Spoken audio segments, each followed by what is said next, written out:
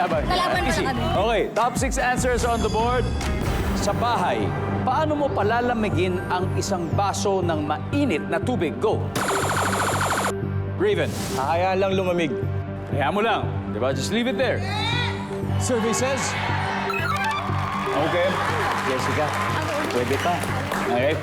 Sa bahay, paano mo palalamigin ang isang baso ng mainit na tubig? Lagyan ng ice. Good answer! Lagyan ng...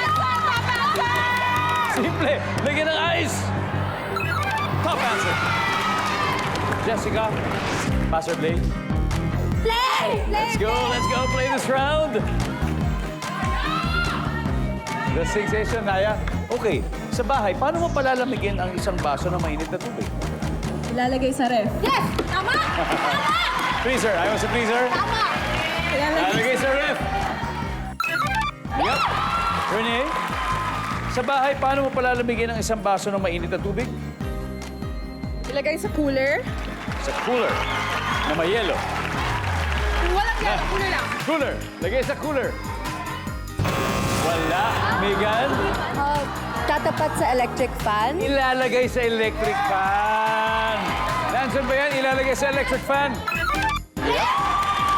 Jessica, mainit na tubig. Paano mo palalamigin sa bahay? Hihipan? Diba, Kuya Medyo Dong? mapapagod tayo. Pero tama yung ginagawa natin. pwede, Sa kape nga, di ba? Pag mainit, gaganunin mo. Ano pa kaya ang tubig? Oo, Nandiyan pa. yan. Hihipa natin.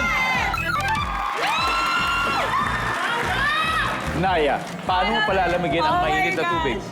Isang baso to na mainit na tubig sa bahay. It's okay. Guys, paddle na kayo. Renee, paano mo palalamigin ang isang baso ng mainit na tubig? Itatapat sa aircon. Kung pwede sa electric fan, bakit hindi sa aircon? Go, aircon. Yan, panganib! Panganib! Wala. Guys, Team Masanting. Jomar, paano kaya? Mahilig ka ba sa mainit na tubig o malamig? Slight lang. Kung mainit, ano gagawin natin? Since nasabi na lahat, Kuya Dong, siguro ililipat sa malamig na lalagyan. Oh. Kenneth? Dadagdagan ng marami pang tubig. Pwede. Dagdagan din ng tubig. Phil, ano pa? Siguro dadagdagan ng malamig na tubig. Dadagdagan? Isang sagot lang, Raven, ha? Paano mo palalamigin ang isang baso ng mainit na tubig? Si Okoy Das, sundan ko sila, Jomar, yung ililipat sa malamig na lalagyan. Ililipat sa malamig na lalagyan. Isa na lang to. Yung bang hinahanap natin, we'll see. Services.